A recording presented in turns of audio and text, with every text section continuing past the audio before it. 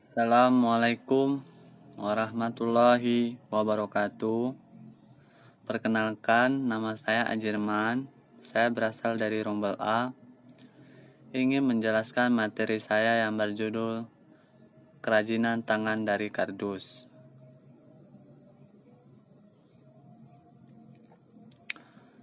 Kerajinan merupakan salah satu bagian dari seni rupa yang sudah ada sejak lama. Kerajinan sendiri diminati oleh semua kalangan dan tidak dibatasi oleh usia dan jenis kelamin.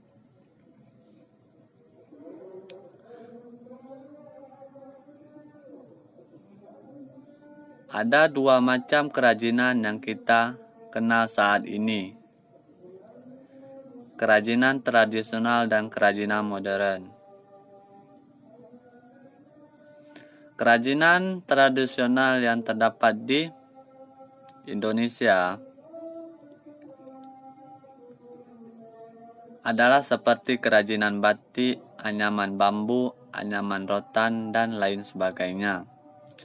Sedangkan dari kerajinan modern seperti scrapbook, clay, aksesoris, kotak hadiah, boneka panel, dan lain sebagainya.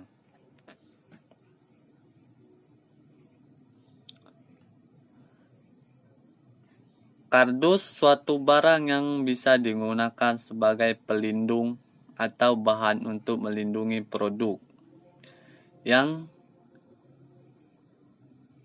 biasa mengemas suatu barang selama distribusi dari produsen hingga sampai pada konsumen. Kardus terbuat dari bahan dasar kertas yang mudah sekali rusak. Walaupun demikian, terkadang sampah yang dihasilkan dari kardus tetap saja menimbulkan masalah.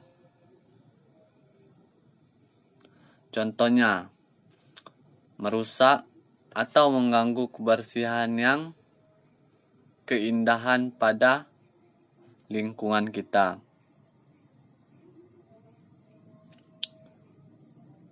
Banyak kardus yang secara tidak kasat mata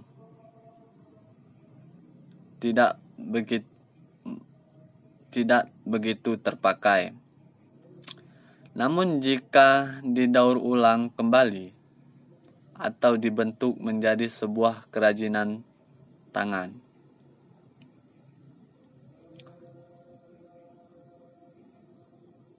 dan memiliki nilai jual yang tinggi, kenapa tidak dicoba? Contoh kali ini membuat kerajinan tangan dari tas cantik yang terbuat dari kardus bekas. Tapi sebelum kita mulai, kita cari kardus bekas dulu yang masih bagus dan rapi.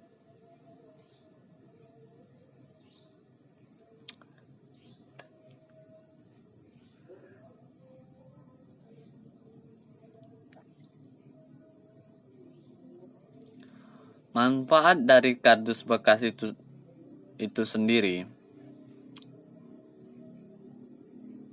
menyelamatkan lingkungan kita dari kotoran seperti kertas yang dibuang dan lain sebagainya.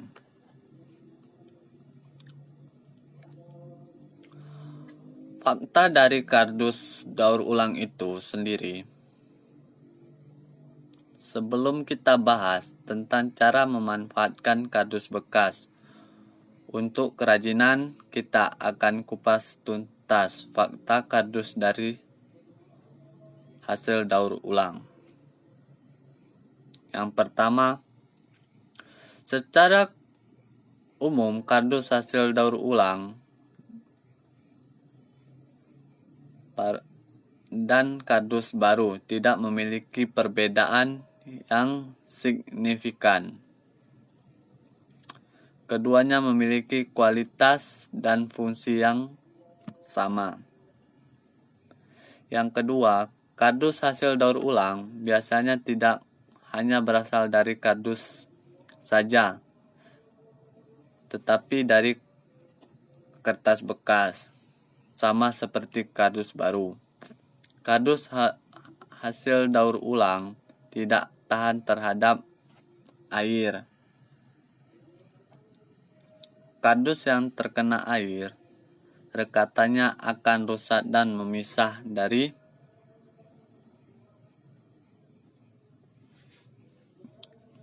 sehingga struktur kardus menjadi rusak.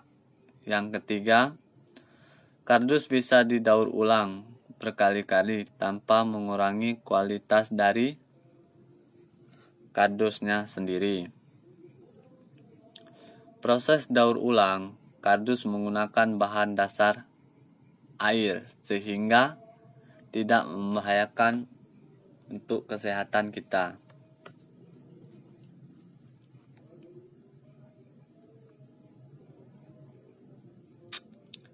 Proses dari daur ulang kardus atau karton. Yang pertama, tidak semua jenis kertas bisa didaur ulang. Yang kedua,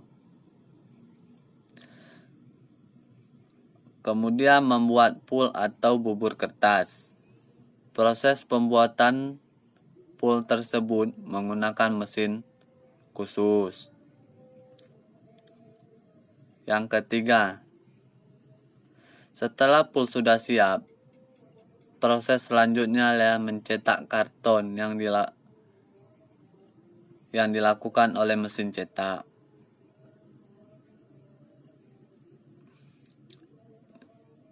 Yang keempat, apabila karton sudah menjadi bentuk lembaran karena telah dicetak, proses selanjutnya pengeringan pada lembaran karton. Pengeringan tersebut bisa menggunakan bantuan cahaya matahari atau uap panas yang kita kontrol. Yang kelima, setelah pengeringan, selanjutnya meratakan permukaan karton. Peralatan tersebut juga menggunakan mesin khusus. Cara kerja mesin tersebut dengan melakukan pressing pada permukaan karton hingga menjadi rata.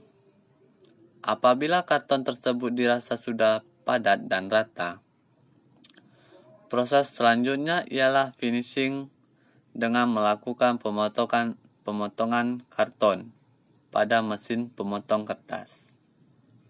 Yang keenam, karton yang sudah diolah tersebut dipotong atau dibentuk sesuai dengan ukuran yang kita inginkan atau sesuai pesanan. Pemotongan ini dilakukan dengan maksud agar sisi menjadi lebih rapi.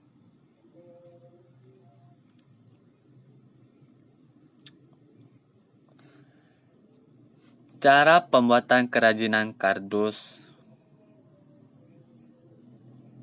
ialah yang pertama, rak sepatu atau terbuat dari kardus bekas.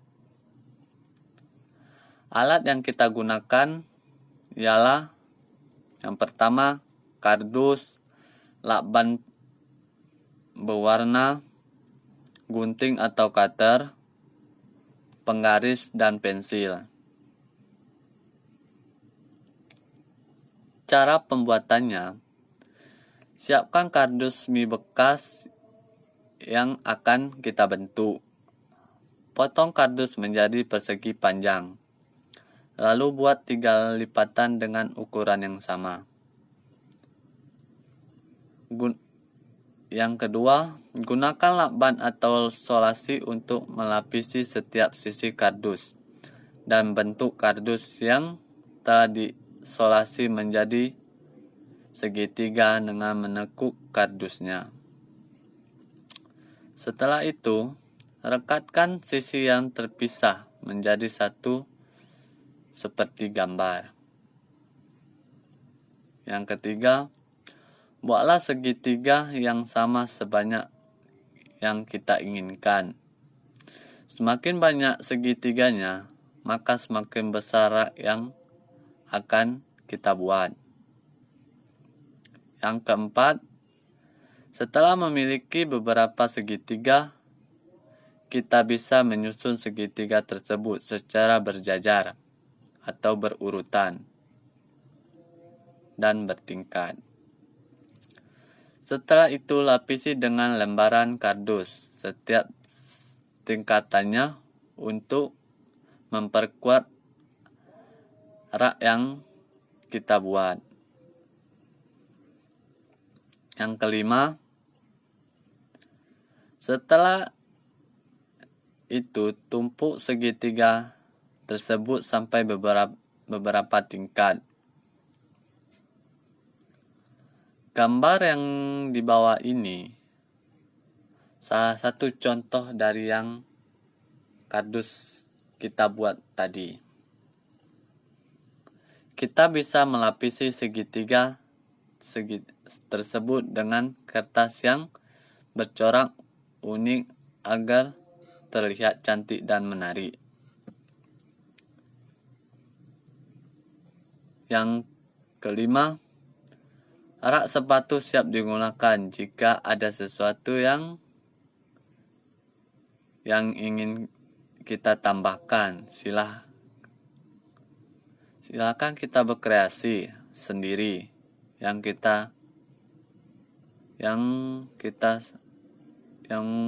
penting rak sepatu bisa bermanfaat.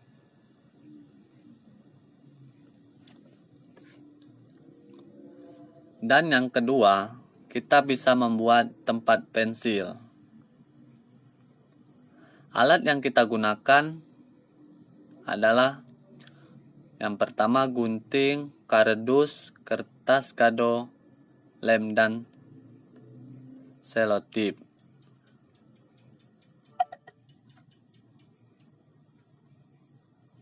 Cara pembuatannya adalah kita siapkan kardus dan bentuk kardus sesuai dengan pola kubus atau balok berdiri. Tapi kita hilangkan sisi bagian atasnya. Yang kedua, kemudian kita lapisi seluruh bagian dengan kertas kado. Yang ketiga, setelah itu kita rangkai dengan menggunakan selotip. Yang keempat, jika perlu kita lakukan secara berulang, buat tempat pensil lebih kuat dan tahan lama.